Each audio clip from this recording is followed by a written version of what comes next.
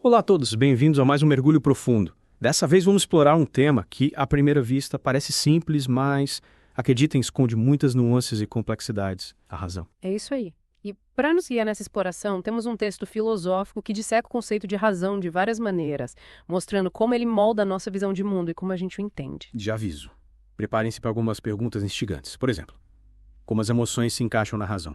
Será que, como diz Pascal, o coração tem razões que a própria razão desconhece? Exatamente, a gente vai discutir isso. E tem mais. Será que existem múltiplas formas de razão influenciadas pela cultura, pela época em que vivemos? Afinal, o que a gente busca aqui é desvendar essas camadas e entender como a razão se manifesta em diferentes contextos. Boa.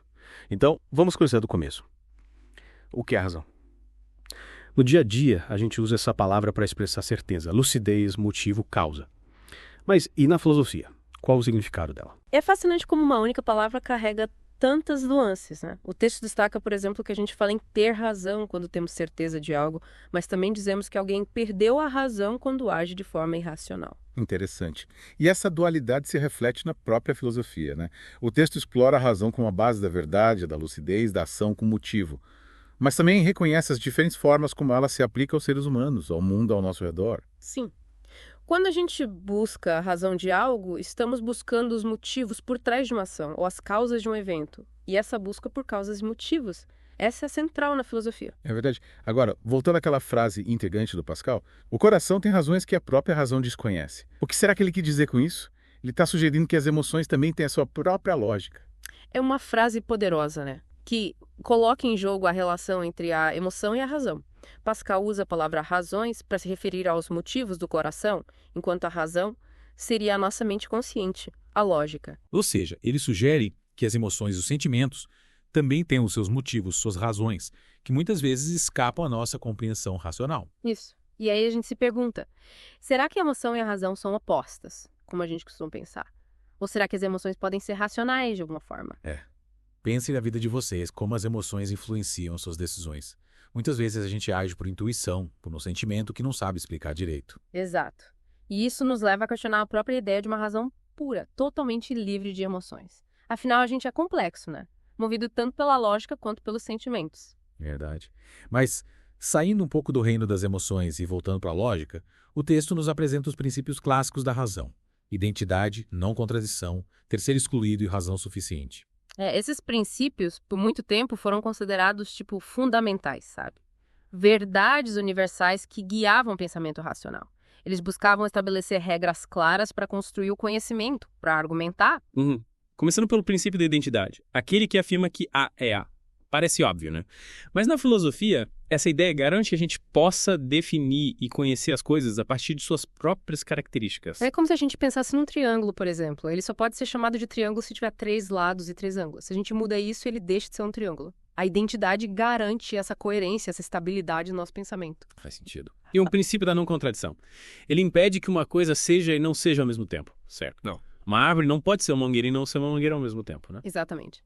Esse princípio garante a consistência lógica dos nossos argumentos. Imagina, se a gente afirma algo e ao mesmo tempo nega essa afirmação, a gente cai numa contradição, né? É. E o argumento perde a validade. Sim, sim. E o princípio do terceiro excluído. Ele entra em cena quando a gente tem um dilema, ou isso ou aquilo. Isso. Ele estabelece que, num dilema, só uma das alternativas pode ser verdadeira. Ou a gente está em guerra ou a gente está em paz. Não tem meio termo.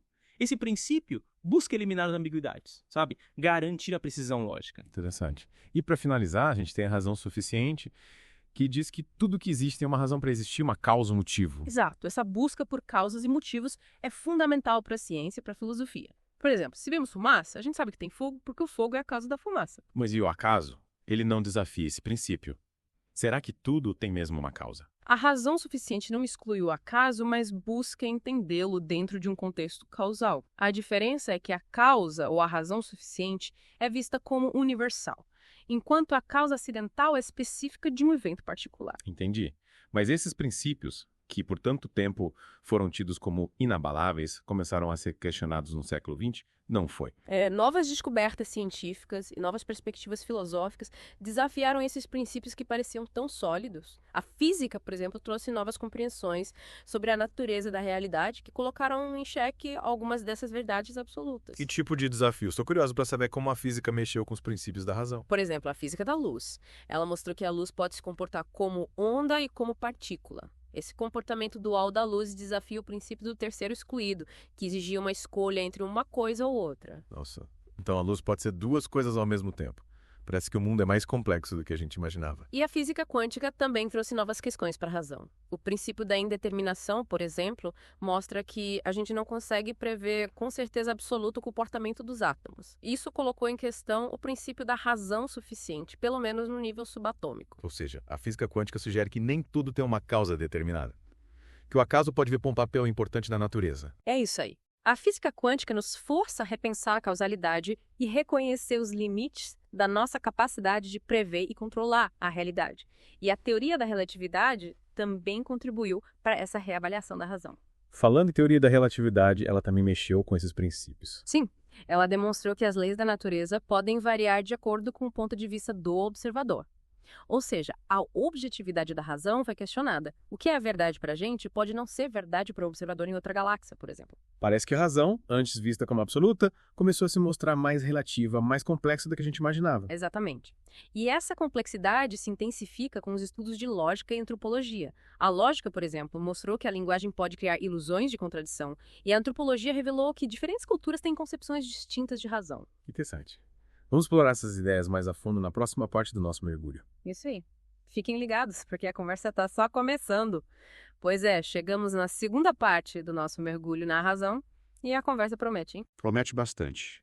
A gente viu na primeira parte como a razão é um conceito cheio de nuances. Exploramos a relação entre emoção e lógica, e até questionamos os princípios clássicos da razão a partir das descobertas da física moderna. É verdade. E a gente não pode esquecer das ideias de Marx e Freud, né? Eles nos fizeram perceber como a razão pode ser influenciada por fatores inconscientes e até mesmo manipulada para servir a interesses de poder. Exato. E aí, diante de toda essa complexidade, fica a pergunta: como repensar a razão hoje? O texto que a gente está analisando destaca a importância de reconhecer a pluralidade e se oferir a racionalidade. Abandonar a ideia de uma razão única, eurocêntrica, que se impõe como modelo universal. A antropologia nos mostra que cada cultura desenvolve suas próprias formas de pensar, de conhecer, tão válidas quanto qualquer outra. Ou seja, a gente precisa descolonizar a nossa visão da razão, né? Abrir mão da pretensão de que a nossa forma de pensar é a única correta. Isso aí. A antropologia nos mostra que a razão se manifesta de formas diversas, né? Influenciada pelos valores, crenças e experiências de cada povo. E isso leva a uma questão fundamental. Se a razão não é universal, se existem múltiplas formas de racionalidade, como lidar com a diversidade de perspectivas, como construir pontes entre diferentes verdades. É uma pergunta complexa, né? Que nos convida a repensar a própria noção de verdade. Será que existe uma verdade única, absoluta, imutável? Ou será que a verdade é sempre parcial, contextual, dependente do ponto de vista? A física moderna, como a gente viu na primeira parte, já nos deu algumas pistas sobre a relatividade da observação, da interpretação. O que é verdade para um pode não ser para outro. Sim. A teoria da relatividade, por exemplo, nos mostra que espaço e tempo não são absolutos, mas relativos ao referencial do observador. E a antropologia reforça essa ideia, mostrando que a própria noção de verdade é construída socialmente, culturalmente. Ou seja, o que consideramos verdade é influenciado pelos valores, crenças da nossa cultura, da nossa época, da nossa formação. Diante disso, como a gente pode dialogar, construir ponte entre diferentes perspectivas, entre diferentes verdades. É um dos grandes desafios da razão no mundo de hoje, aprender a conviver com a diversidade, com incerteza, com a ausência de respostas absolutas. E como a gente faz isso? Como construir uma razão que seja, ao mesmo tempo, crítica e aberta ao diálogo, que busque a verdade sem se fechar em dogmas? O texto nos dá algumas pistas. Ele destaca a importância de uma razão alargada, um conceito desenvolvido pelo filósofo Merleau-Ponty. Para ele, a razão precisa ir além dos limites do pensamento tradicional, incorporando a pluralidade de formas de pensamento, os desafios da ciência, a complexidade do mundo em que vivemos. Uma razão que seja humilde, né? Reconhecendo seus limites e a validade de outras formas de conhecimento. Mas, ao mesmo tempo, uma razão corajosa, disposta a enfrentar as incertezas e as contradições. Isso. Uma razão que seja capaz de duvidar, de questionar os seus próprios pressupostos. de rever as suas conclusões. Uma razão que esteja sempre em construção, em diálogo com outras formas de pensar. E que seja capaz de reconhecer a importância do diálogo, da escuta, da empatia, na construção de um mundo mais justo e igualitário. Sem dúvida. A razão não pode ser um instrumento de exclusão, de dominação, de imposição de uma verdade única. Ela precisa ser um instrumento de liberdade, de emancipação, de construção de um futuro mais humano e solidário. E para completar esse panorama, eu queria retomar a discussão sobre Marx e Freud que a gente começou na primeira parte. O conceito de ideologia, desenvolvido por Marx, nos mostra que a razão pode ser usada para mascarar relações de poder e dominação. É importante a gente ter essa consciência crítica, né? Para não ser ingênuo e acreditar que toda forma de raciocínio é neutra, objetiva. Muitas vezes a razão é usada para justificar desigualdade e injustiças. Exatamente. E o Freud, com a descoberta do inconsciente, revelou que grande parte dos nossos pensamentos, ações, é motivada por forças que a gente desconhece, que estão fora do alcance da nossa consciência racional. A razão não é tão soberana quanto gostaríamos de acreditar. Ela é influenciada por desejos, medos, traumas, que nem sempre a gente consegue identificar e controlar. A gente precisa ter humildade para reconhecer os limites da nossa razão. Estar atento às armadilhas da autoilusão, da racionalização. E ter coragem de enfrentar as nossas próprias contradições, nossos preconceitos. Afinal, a busca por uma razão alargada é um desafio constante, né? Que exige da gente um esforço de autoconhecimento e de abertura para o outro. Mas essa razão alargada não significa abandonar a lógica, a busca pela verdade. Significa reconhecer que a verdade é complexa, multifacetada, e que a razão precisa se adaptar a essa complexidade. Exato. A gente precisa de uma razão que seja rigorosa, mas também flexível, capaz de lidar com a ambiguidade, com a incerteza, com a diversidade de perspectivas. Uma razão que não tenha medo de fazer perguntas, de duvidar, de repensar suas próprias certezas. E que seja capaz de reconhecer a importância do diálogo, da troca de ideias, da construção coletiva do conhecimento. Afinal, a razão alargada não é um projeto individual, mas um projeto coletivo que nos convida a construir um mundo mais justo, mais humano, mais solidário. Que mensagem poderosa. Acho que a gente chega ao fim da segunda parte do nosso mergulho na razão com muito mais perguntas do que respostas, mas com a certeza de que a reflexão sobre esse tema é essencial para a construção de um futuro melhor. Sem dúvida. E na próxima parte a gente conclui esse mergulho retomando a ideia de razão alargada e explorando alguns caminhos para colocá-la em prática no nosso dia a dia. Fiquem ligados, a conversa está só começando. Chegamos então à parte final do nosso mergulho na razão. Ao longo dessa jornada, a gente explorou as múltiplas faces desse conceito, questionou os princípios clássicos e mergulhou na ideia de uma razão alargada, mais aberta à complexidade do mundo. Pois é. Na primeira parte, a gente partiu lá do senso comum, passou pelos fundamentos da lógica e chegou até as revoluções da física moderna, né? Que desafiaram as bases do que a gente considerava verdades absolutas. Lembro bem, depois, na segunda parte, a gente se aprofundou na ideia de que razão não é um conceito único e universal. Vimos como a antropologia e a própria história mostram a diversidade de formas de pensar e de produzir conhecimento. E claro, a gente refletiu sobre os perigos da razão instrumentalizada, né? Aquela que ignora a ética e serve a interesse de poder. Exatamente. E agora, nessa parte final, a gente vai focar na proposta do Merleau-Ponty por uma razão alargada, buscando entender como a gente pode colocar isso em prática nas nossas vidas. A razão alargada, como a gente viu, exige da gente humildade, né? Para reconhecer os limites da nossa própria perspectiva e coragem para dialogar com outras formas de pensar. É isso aí. E isso implica em questionar os nossos próprios preconceitos, as nossas certezas, sabe? Aquelas bem arraigadas. É um exercício constante de autocrítica, de abertura para o novo, para o diferente. Mas como a gente pode cultivar essa razão alargada no dia a dia? O texto dá algumas pistas. Ele destaca a importância do diálogo, sabe? Aquele diálogo genuíno em que a gente se dispõe a ouvir o outro de verdade, a entender o ponto de vista dele, mesmo que seja diferente do nosso. E para isso é essencial cultivar a empatia, né? A capacidade de se colocar no lugar do outro, de tentar ver o mundo pelos olhos dele. Só assim a gente consegue superar aquela lógica de exclusão do nós contra eles e construir pontos de compreensão. É verdade.